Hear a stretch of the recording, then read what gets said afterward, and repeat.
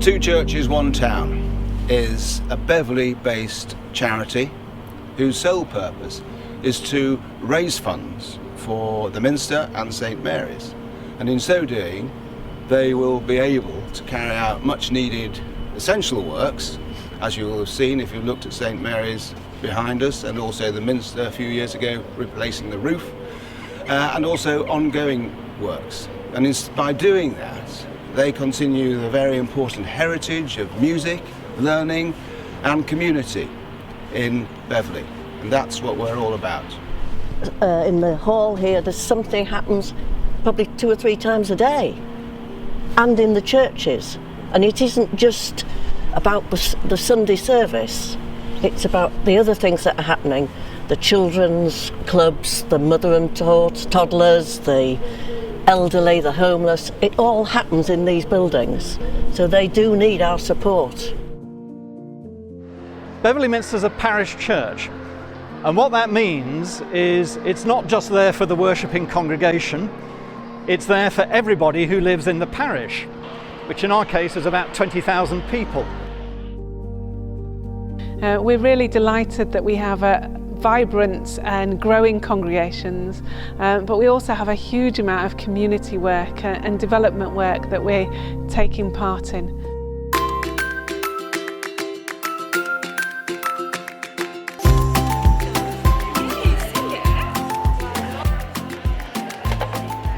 It's nice because you can spend a lot of time just with somebody who can't talk back to you. Yes. So it's nice to have that interaction with an adult. Yeah. Have an adult interaction for the mum, and then there's all the children for the little ones as well. So that's nice. You like it, don't you? It means I'm not bored at the house, I'm not going crazy. It's a bit of normal, especially on maternity leave when we've got nothing else to do. The church can offer solutions to so many of the issues that people are suffering with mental health, getting them involved in some meaningful activity, helping them to socialise, helping them to feel part of something, keeping obviously the brain occupied. That's a really big thing, and we've just got a great team, and it's a lovely sort of setting here at St Mary's Church Hall. So this is our weekly baby and toddler group called Minster Tots. We meet every week of the year because toddlers and babies, they don't have half terms or holidays.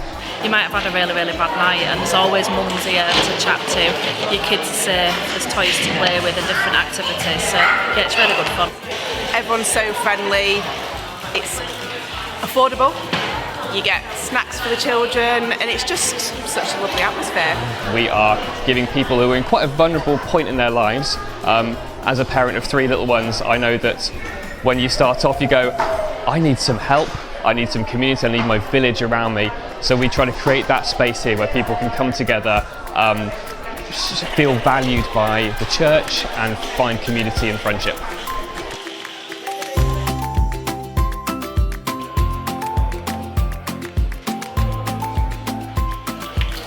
Supporting me and my dad by letting them have the ability to have a bacon roll or a bacon and egg roll.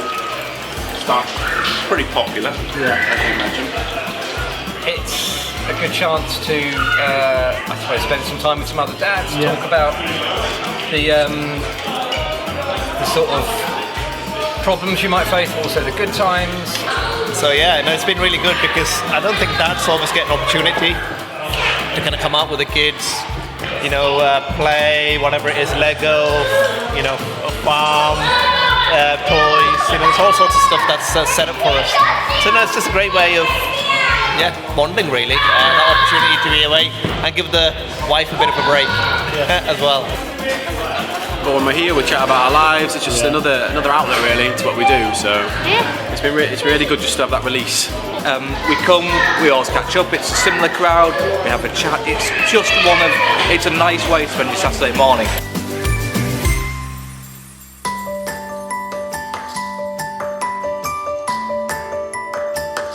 The Church Lads and Girls Brigade is a real passion of of St Mary's Church. It is just amazing, and the leaders are phenomenal. We work with 120 children and young people every week, and we provide them with life skills, with games, with activities, being part of a wider community. And we've worked very hard to make sure it's as inclusive as it can be. So we've had children who've not been able to join other groups because they have particular needs or disabilities, and we always say yes. It gives young people experiences that they won't get otherwise, so that's really positive. So it could be people, vulnerable young children, vulnerable families that can't afford much, and coming to somewhere like this gives them lots of experiences that they wouldn't necessarily get. And I started the youth club when I was 6, and that's my mum over there. Been for 45 years. So I've been brought up through the youth club, really. Oh, I enjoy it, I love it. And we hope to develop that young person and give them opportunities and make sure they're sociable, and yeah, just a nice meeting place with nice people to get to know what else they can do with their lives to become confident young adults. I've been a part of the brigade for 10 years. I've been in part of the band, all the competitions that we've done, all the camps we've done, all the friendships that I've made through band, basically in brigade, like in the family that I've grown up with.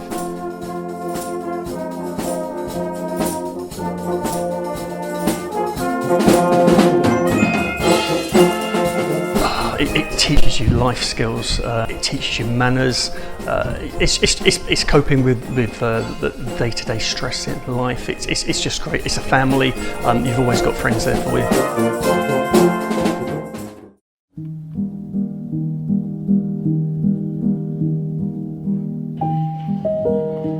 We call it vintage because we are more mature, we are special, we are good quality, we still have lots of life in us, people enjoy us and we enjoy other people, and we like getting together, as you can see today, because it's just recently celebrated Burns Night. We are having a Scottish theme, blue glasses, silly hat. I don't usually wear these, but we like to have a theme. In a few minutes we're going to tell silly Scottish jokes to one another. It's lovely. I enjoy the people. I think I've been before, and I do. And of course, there are lots of friends. We're all friends, aren't we? And this is a wonderful venue. It is quite a lot of work, but it's very much enjoyed. It's a very good thing for the older people in the community. But I'm saying older, I'm not understanding. When you're a widow or a widower, going into a restaurant or a cafe or even eating on your own can be really hard. You can really miss that companionship. There are lots of heartbreaking stories out there, and it's essential that our community address those things. For me personally, my wife nearly lost her life to COVID. It's allowed my wife to rehabilitate into society. It's opened a door, and I could almost say it's an answer to prayer.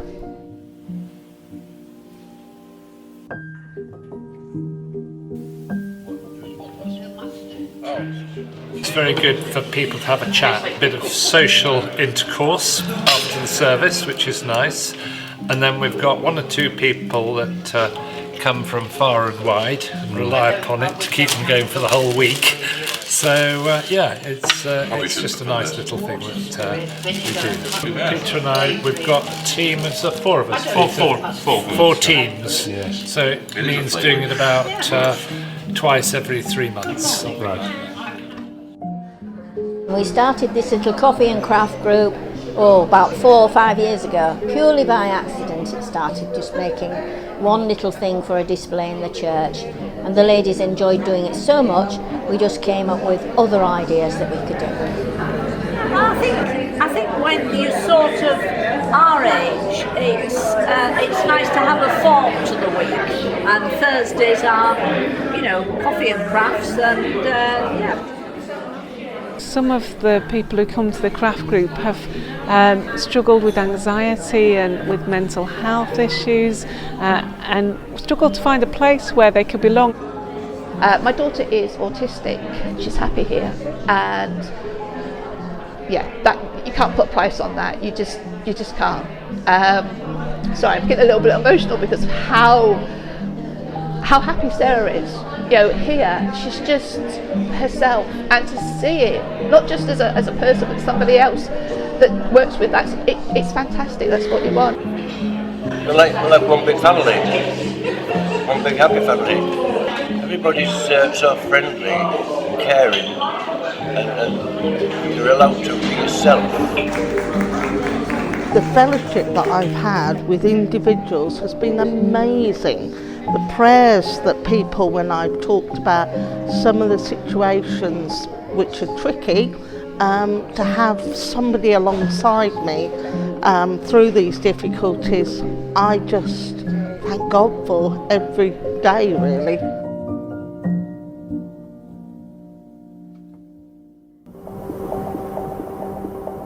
We find that a lot of poverty is hidden within Beverley. It's about trying to balance and do what we can to support those who are most vulnerable.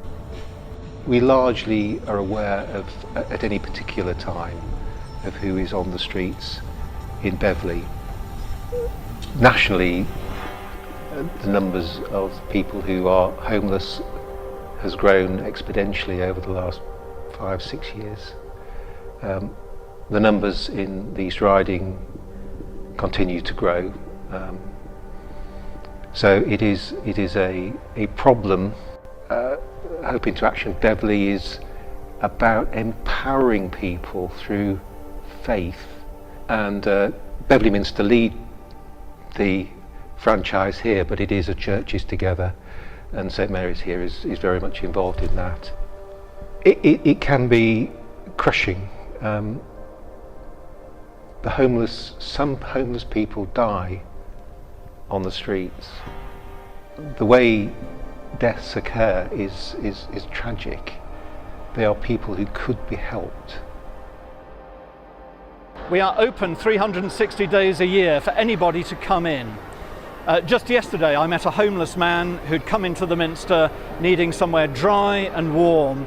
We were able to give him a cup of coffee, we were able to signpost him to the agencies that could help with the homelessness. He was so taken by the welcome he received from our volunteers and others that he wanted to stay for the services, and that was really good for just calming him down and for giving him some peace of mind.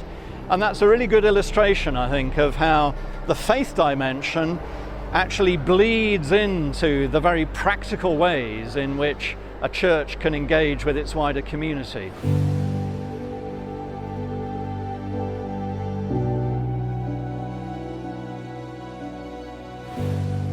One of the wonderful things about the Minster is it brings in lots of tourists and lots of people who come to look at the building, but what we're trying to do is create a little bit of intimacy within that. So trying to help people feel more connected, less isolated, less lonely. So actually what we tend to find at the 9:15 service is that people go away from here and they'll have lunch together, or they'll go and see each other during the week, maybe a little bit more than they would have done if they'd not had the opportunity to talk and get to know each other and feel comfortable with each other. So it's all about just creating that community that helps people to feel more comfortable, more safe. I always feel much better when I've been here and I go home than maybe I do when I arrive. The strange thing about this place is once you come through Highgate and you come into the church, I think you get a real sense of stillness, quietness and safety.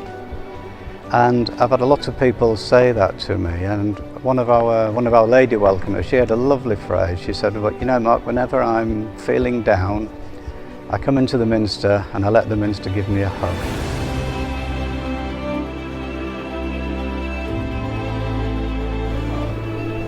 There's something about being involved in a voluntary role where you're helping your community, and it means a lot to the volunteers. It really does.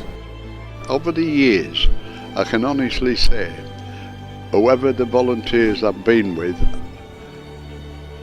I've always had a good friendship, and it's a wonderful organisation. I'm 95, it'll be 96, God willing, in June. So, do I sit at home and mope, or do I get up out of my chair and go and do a bit of, well, what I can give to the Minster, and if anybody benefits to it, good luck. I wanted to get more involved, so I volunteered to work in the shop, which is where we are now. I do other things as well, but in the shop here I do the window dressing. I work every week along with a lot of other ladies and gentlemen, and we've got a nice little social network together here now. We're trying to encourage a process where they do some welcoming first, but also we're trying to encourage them to take part in the tours of other guides so that they get a better overview and can develop their own style. We are quite a friendly bunch. We meet up ever so often, and it's the exchange of information on finding things out, which is sometimes very exciting to a geek like me. When I knew I was going to talk to you, I thought I ought to really sort of work out, how many hours we do actually put in. The welcomers alone comes to nearly 100 hours a week of, volunteer hours. You add in the shop, they're up at about 76, 78 hours. So already you're up to nearly 200 hours that volunteers contribute to the Minster. The Minster literally couldn't run without the volunteers.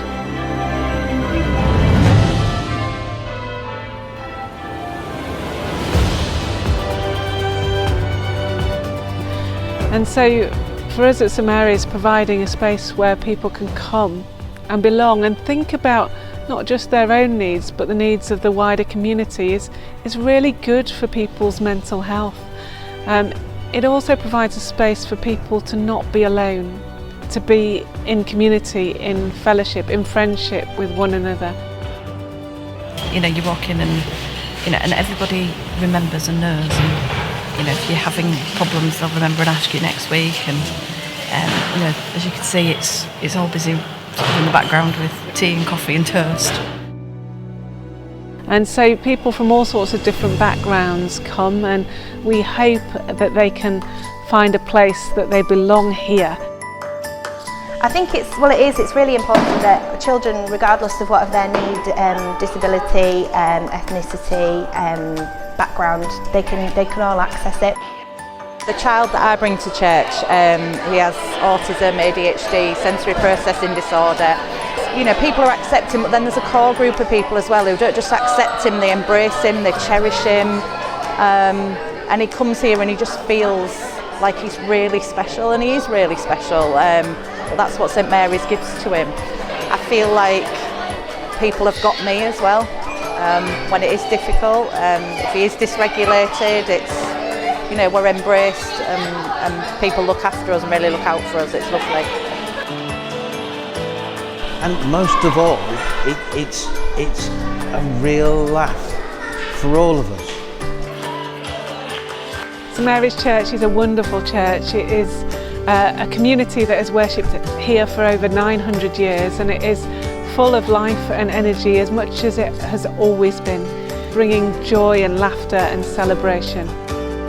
So in all these different ways, pastoral, community, civic and cultural, we serve not just those who choose to come and worship and pray here, but the whole community of Beverley. And I think we offer something that really enriches our town.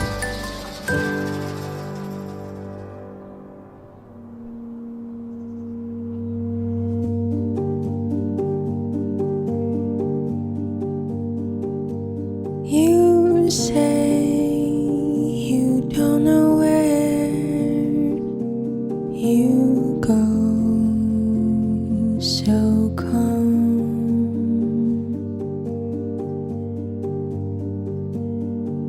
The wind in your hair, birds keep flying.